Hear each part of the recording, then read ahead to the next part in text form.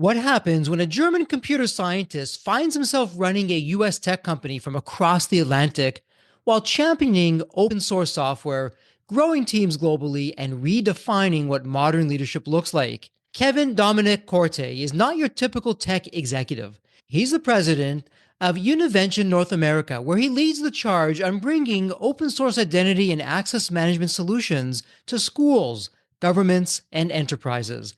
But Kevin's work goes far beyond systems and software. He's part engineer, part philosopher, and part cultural bridge, operating at the intersection of technology, ethics, and impact.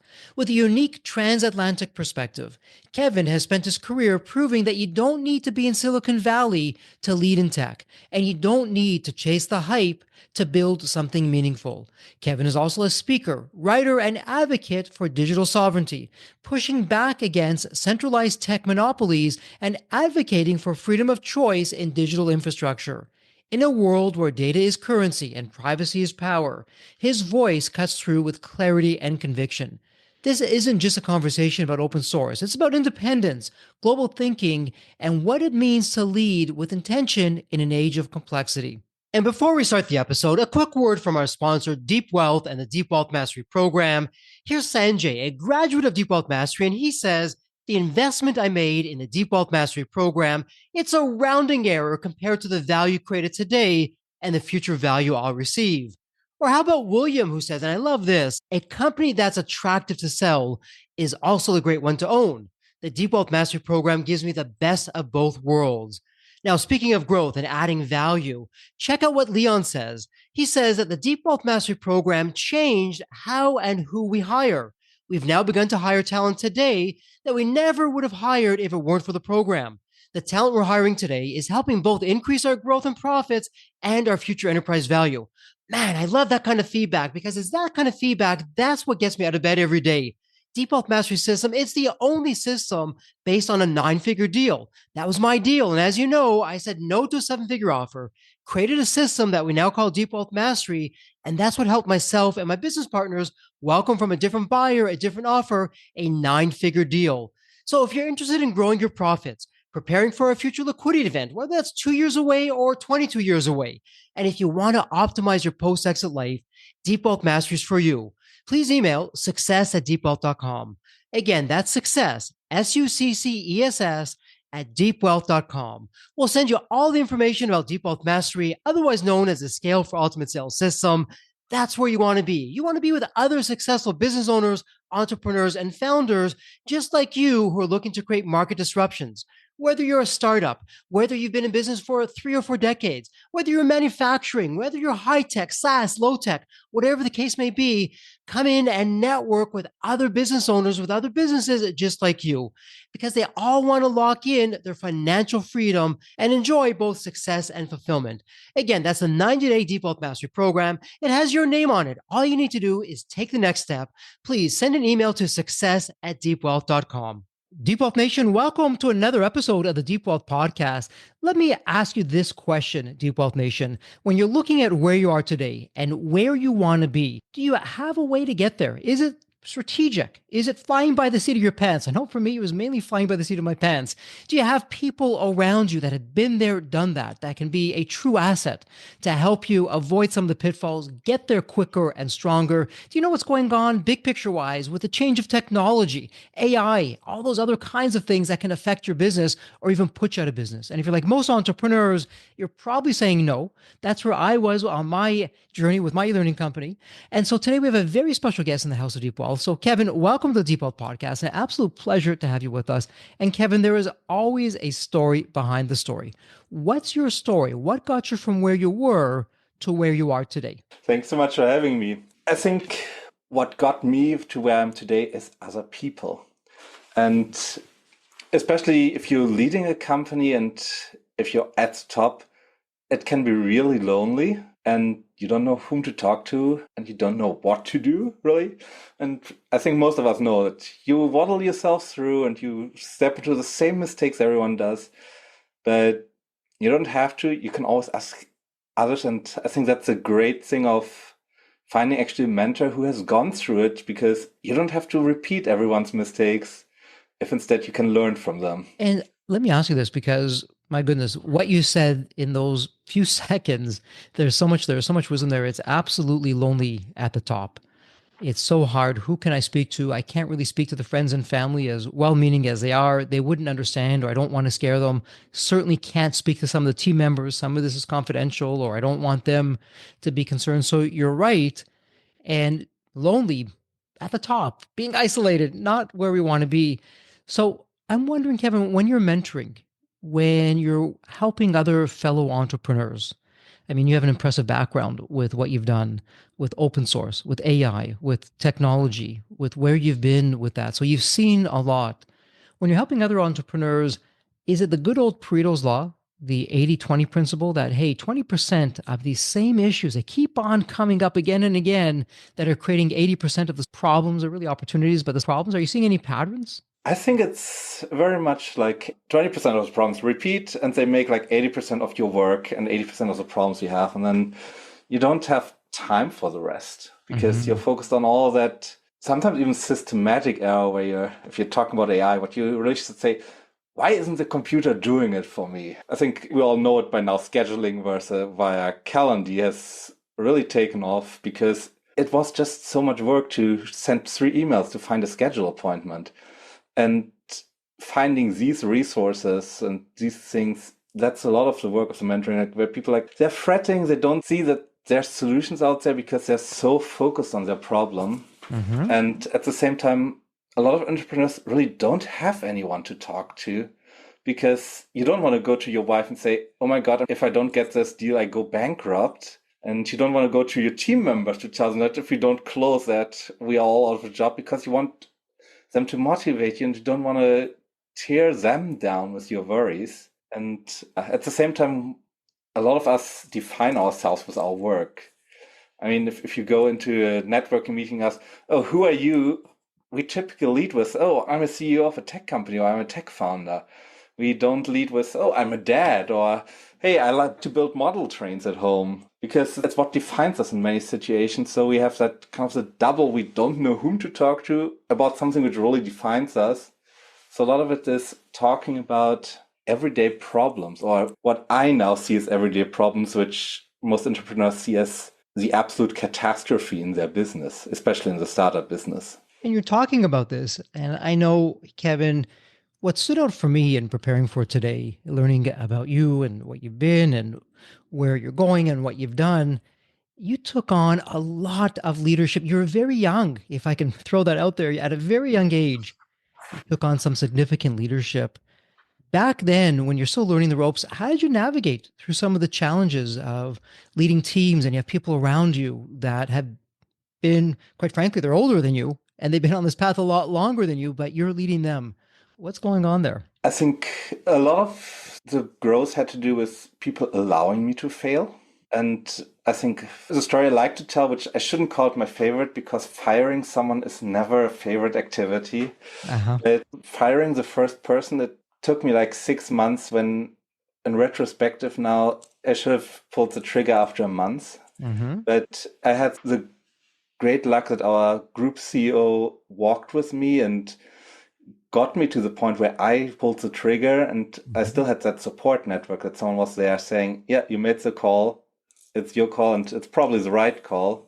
But in the end, it was my call. And I think that's something which, when I'm mentoring people now, it's the same. I can't take the decisions from them, because if I mentor someone, a bit of the goal is to make yourself obsolete as a mentor, to get them to the next stage and then say, okay, I taught you everything I know.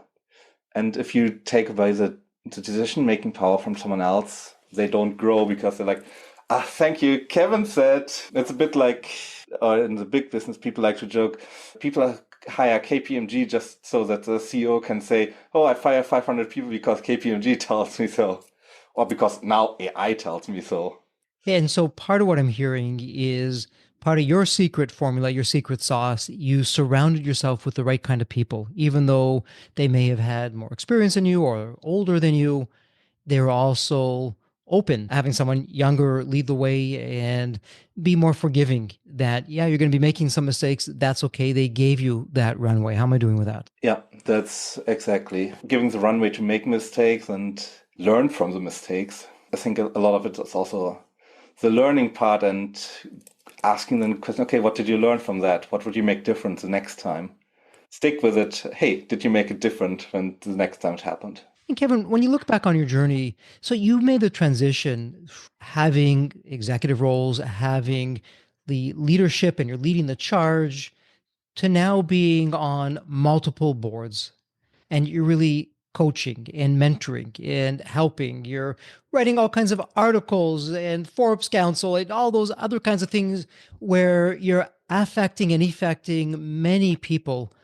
So I'm wondering, what had you make that shift? I think I discovered that I didn't really to be like the CEO type who leads teams of teams because it's a lot of personnel responsible and a lot of infight. Versus I really love to do the strategic work, like going the 5-year plans, finding out, okay, is that really a target group? Questioning the salespeople. Do they make sales where people talk to each other? And that's something which setting strategy, analyzing the strategy, that's really what happens in the board role. And that happens when you mentor founders. These both roles have less of the direct personnel responsibility and much more of the strategic oversight, the strategic work, which I find both engaging and which also is a great talent of mine. Yeah, so that's interesting. So now that you're doing this, how has it changed your perspective on leadership? Because effectively now you're really both sides of the table, leading companies on the leadership side there. Now, as a board member, mentor, coach, you're seeing it up close, but also from at a distance. How has your perspective on leadership changed? What would you want us to know? I think one of the big changes is that I'm much more focused on helping others grow. And if I would go back in a company leadership position, one of my top KPIs would be to find out who will replace me one day and make sure that person grows.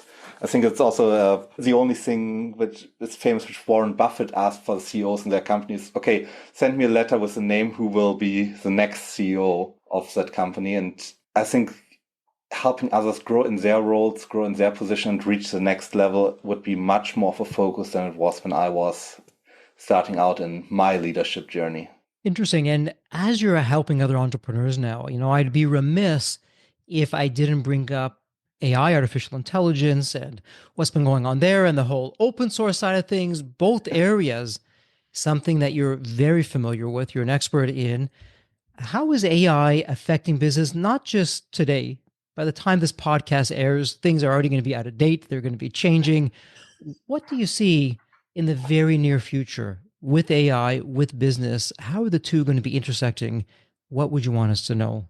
I think for a lot of our roles, we'll see the AI take over what was when I was young and saw my grandfather lead a company was actually the what's now called the personal assistant and then the secretary. That role has disappeared really for most mid and even for upper level management because we think, oh, we can do it with a computer. Unfortunately, that has meant that now the managers are taking over that time and losing that time. And I think AI will take a lot of these scheduling, a lot of the routine email tasks, and a lot of the answer notes and note taking, and all these important administrative tasks, which are very valuable but not a good use of a manager's time. We'll see them being taken over more and more. And I think if we're in a Zoom meeting, we already know that Zoom's note taker is there to tell you, okay, hey, that are the 4 takeaways and that are the 6 tasks you have to do. And I think that will be much more prevalent and much more common in all kinds of meetings, which really allows us to focus on the meeting. All these kind of tasks will more or less go to AI. And for the entrepreneur, Kevin, who is sitting there hearing us talk and they're saying, I read about AI in the headlines. Technology, yeah, it's never been my strength. I'm not really sure where to begin or what to do with AI. Where would one start, even as of today? Because people say, okay, I missed the AI train. It's already come and gone. Actually, it has, and it's still very early days. Where would you recommend from one entrepreneur to another entrepreneur to get going with AI? What would that look like? I think it's independent of AI. AI is just a tool to solve a problem. Start with a problem you have, and then hopefully with a problem you discover it's not just you, but everyone has it. And that way you can find a solution and you can sell the solution, because in the end, AI makes a great label. And yes, we had a bit of a hype for startup valuations, which went beyond good and evil, we should say. But in the end, people don't buy a product because you can write in big letters AI on it. They buy a product, and especially if you want them to repeatedly buy your product, if you solve a problem and become valuable to them. Okay, so it's look at it as a tool, put that tool to work, get to know it, figure out what's going on, and slowly you, the team, become acquainted with it. How am I doing with that? Yeah, that's probably a good way to get started. And what was interesting, you don't really hear a lot about this. You've written about AI and employee well being. And so I'm wondering, very high level, when it comes to, and instead of employee, I like to call them team members. So for the team, their well being, what's going to be the good, the bad, perhaps the ugly from AI? What should we know about this now so we can be proactive? I think, as with many things, that be open about it. Say what you want to achieve with AI, and then get your team to either find their problems that you can solve it, or at least make it clear that AI is a tool for them and available to them, instead of going in there, oh, I'm gonna replace you and you with AI now, because that's, first of all, it destroys your morals, but it's also very unlikely to be successful, because we've had thousands of years of building human relationships, of building societies around human to human interactions. It's very unlikely that an AI is going to replace that aspect of doing business. Otherwise, we wouldn't have a podcast here. We would have an email exchange and everyone would come and say, oh, that's a great email. I'm going to buy your product. But instead, we're talking about different aspects. We're talking about people and not just about how to write the best email. That puts some perspective. And so, really, what I'm hearing is independent of the technology, it goes back to human dynamics, human relations of communicating with each other. And whatever the medium happens to be, whatever it's going to be, leverage that, use that, get the message out there, but really have open kinds of discussions. Yeah, let them know what you're doing and that you know what you want to achieve, and get their input. And I'm wondering, Kevin, with your role now from leading companies, from your own entrepreneurial side of things to now being a board member, here at Deep Wealth, we focus a lot on how do I grow the value of my company today? And down the road, at my convenience, when the timing is good for me, go to market and sell my company. And part of that transition may involve a business owner having a board. They've never had a board before. The board was them, themselves, and that was it. They didn't answer to anyone. They're now on a board.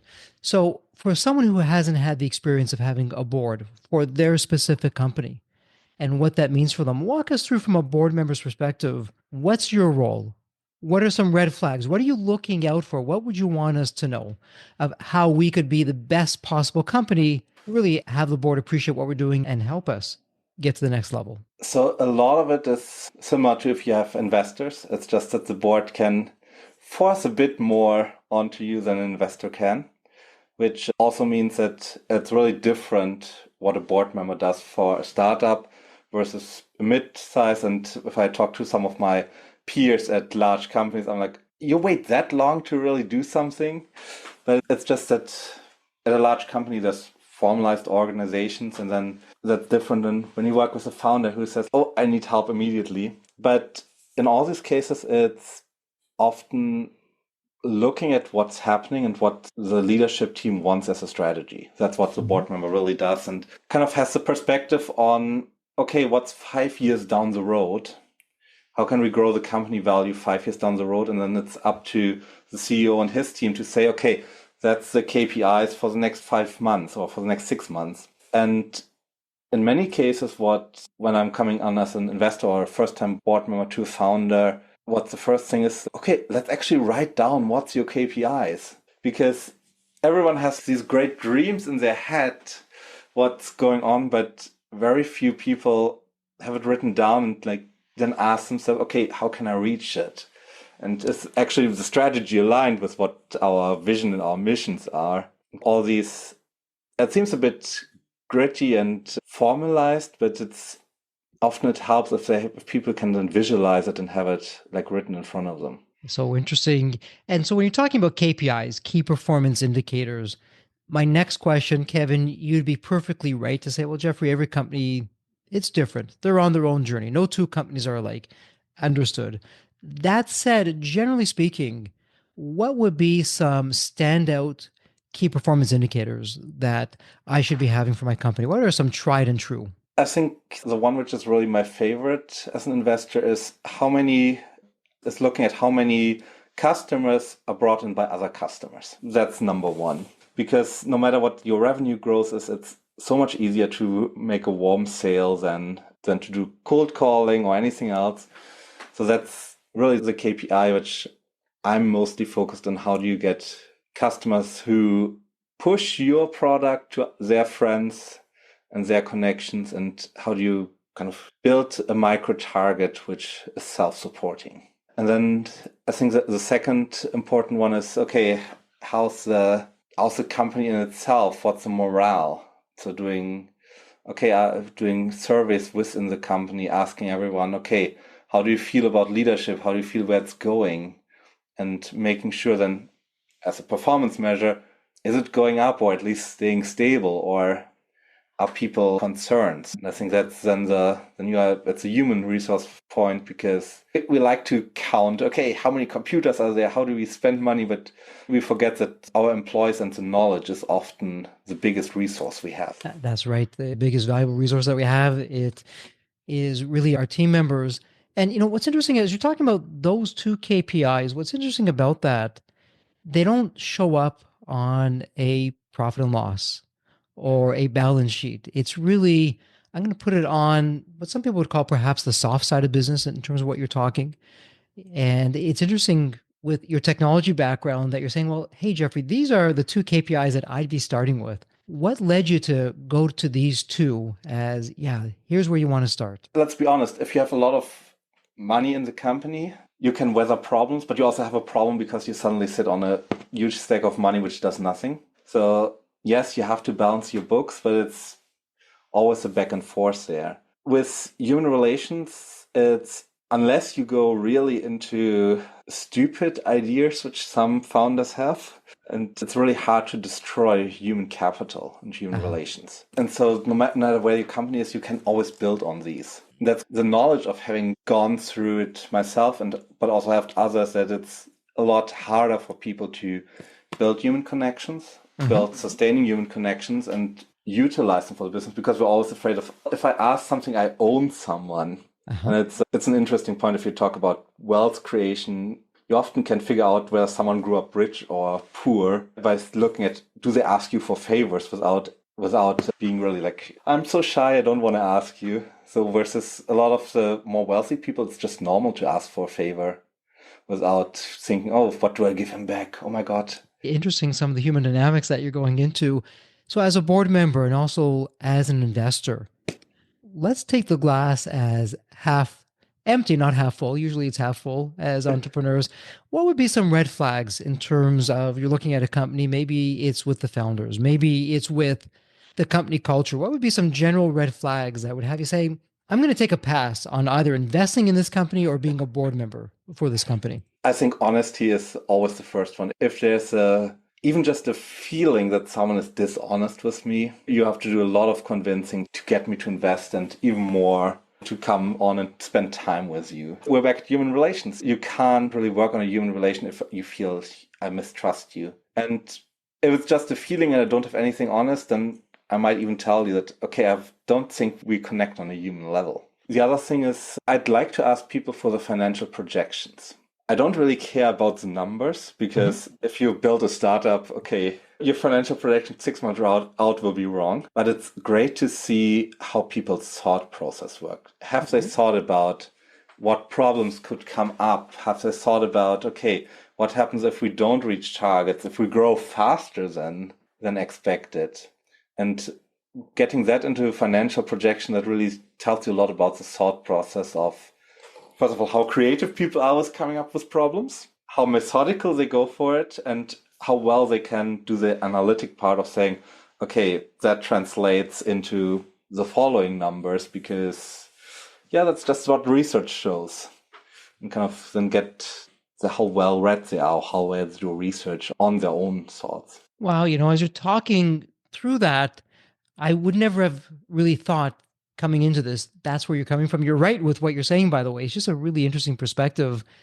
And so let me ask you this, Kevin. It might be somewhat of an awkward question out there, but you're right. Perception is reality. And so for an entrepreneur who didn't come from any money and they're now in the business world, they're looking to attract capital, they're looking to build a board of investors. What would be some habits that they may have or how they present themselves to the world? What should they be working on? Because you said something I haven't really heard really at all before. I'm fascinated by this. Jeffrey, I'm looking at how someone asks for a favor, if they even ask for a favor. Because if they come from wealth, if they come from privilege, hey, not a big deal. They're just going to ask for it. And that's just what they're accustomed to. They're not really looking to give anything for it. Hey, Kevin, I've got this question. Maybe could you help me with this? I'm wondering, what are your thoughts? As opposed to, oh, Kevin, maybe if you help me with this, I'll buy you a cup of coffee or I'll take you out for this or do that.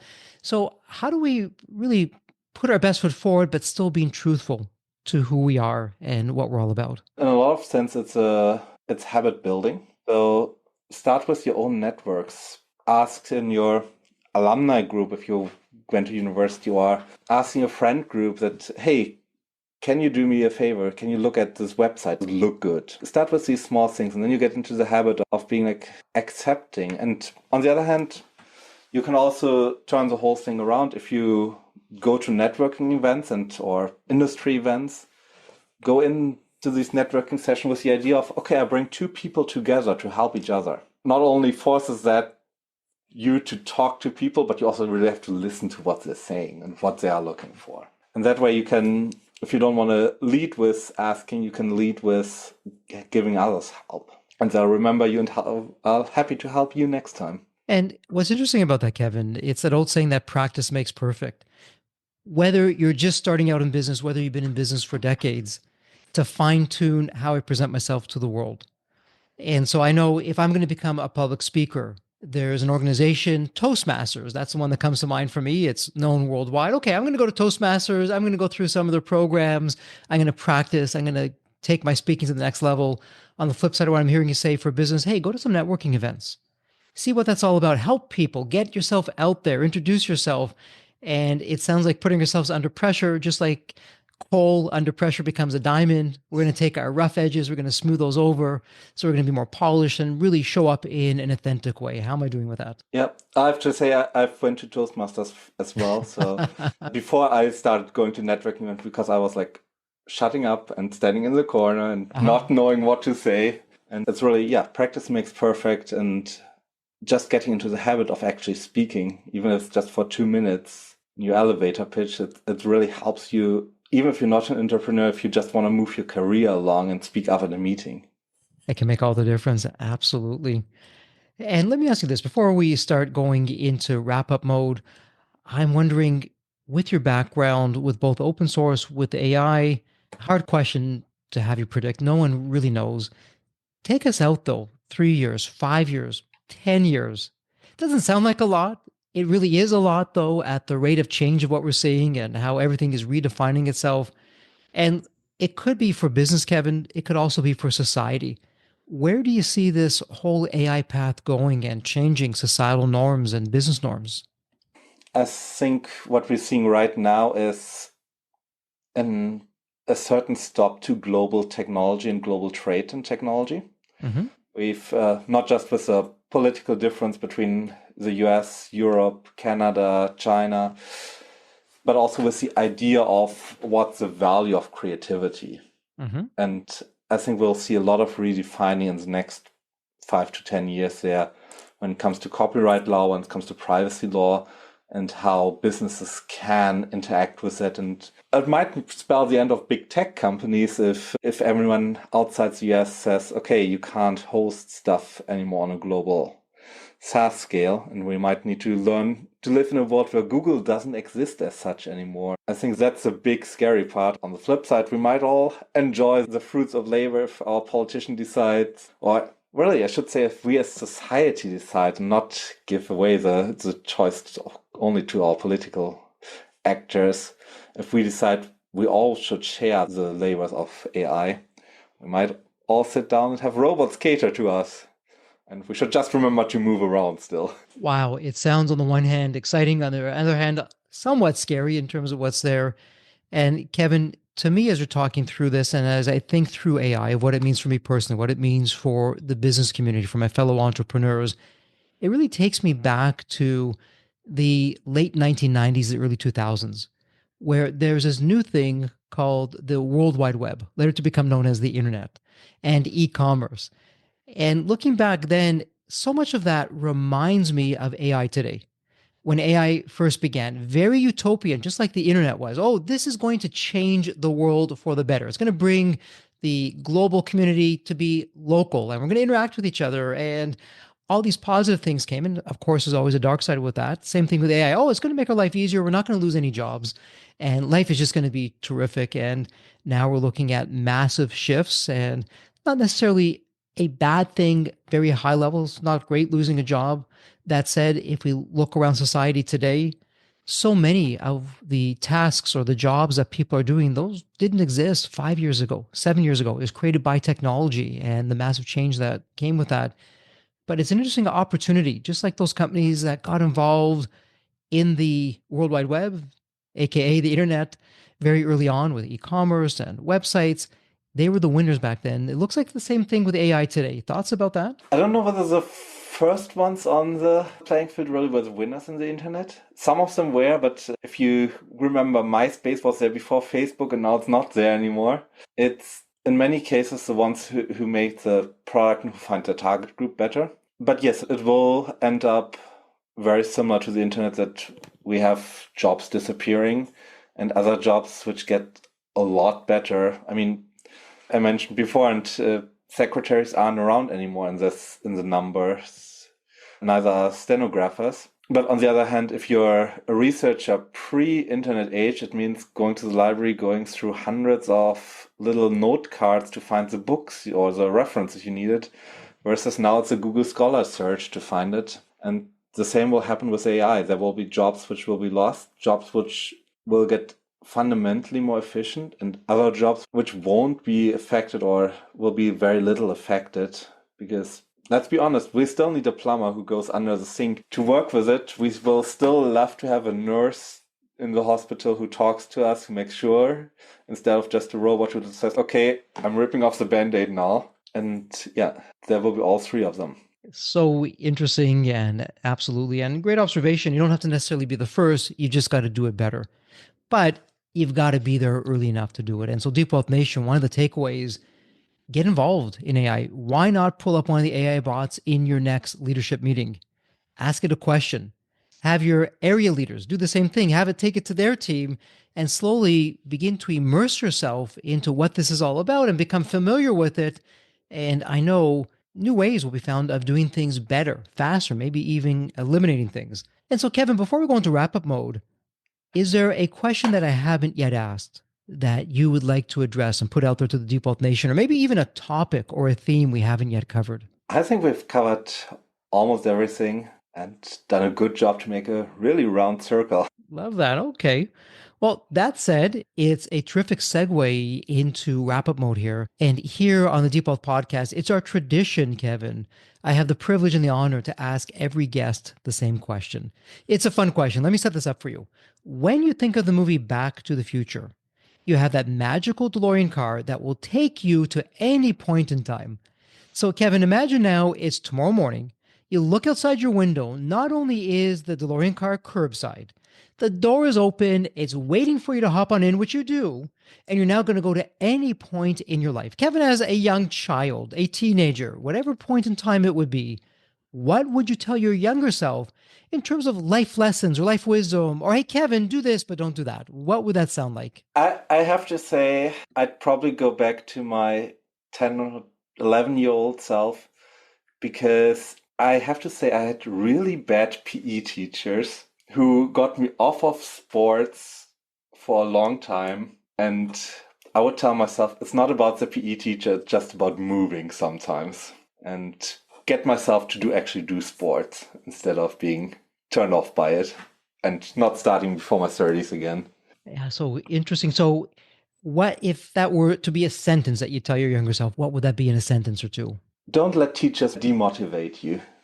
They'll be gone soon. That's great advice. You know what? We can take that not just to teachers, but really anybody. Could be a family member, could be a friend. Don't let others demotivate you. Believe in yourself. Just do it. Great advice, particularly as entrepreneurs, when we have a new and novel idea. Everyone says we're crazy until it works. And then, oh, yeah, it was a natural. It's just the journey. And Kevin, for the Deep Wealth community, they have a question. They want to reach out to you. They want to have a conversation with you. Where would be the best place online to reach you? I think best place is through my website. So that's KORTE.co. So it's KORTE.co, my last name. And there's also links to socials. There's a contact form and ways to reach me and to see what I'm up to. Terrific. And Deep Wealth Nation, it does not get any easier. It's all in the show notes. It's a point and click. Well, Kevin, congratulations. It's official. This is a wrap. And as we love to say here at Deep Wealth, may you continue to thrive and prosper while you remain healthy and safe. Thank you so much. Thank you. So there you have it, Deep Wealth Nation. What did you think? So with all that said, and as we wrap it up, I have another question for you. Actually, it's more of a personal favor.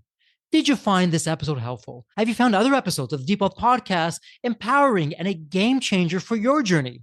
And if you said yes, and I really hope you did, I have a small but really meaningful way that you can actually help us out and keep these episodes coming to you. Are you ready for it? The dramatic pause. I'll just wait a moment. Drum roll, please. Subscribe.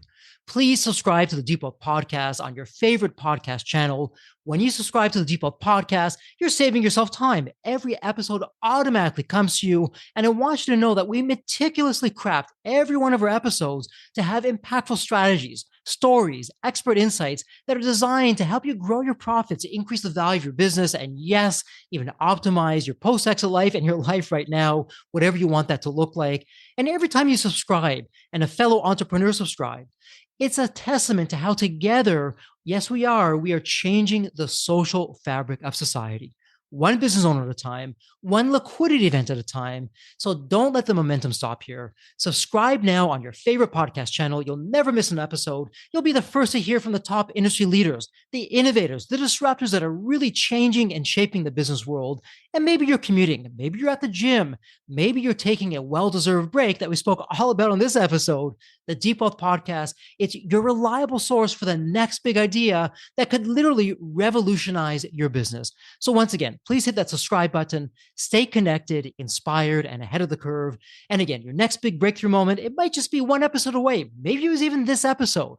So all that said, thank you so much for listening. And remember, your wealth isn't just about the money in the bank. It's about the depth of your journey and the impact that you're creating. So let's continue this journey together. And from the bottom of my heart, thank you so much for listening to this episode. And as we love to say here at Deep Wealth, may you continue to thrive and prosper while you remain healthy and safe. Thank you so much. God bless.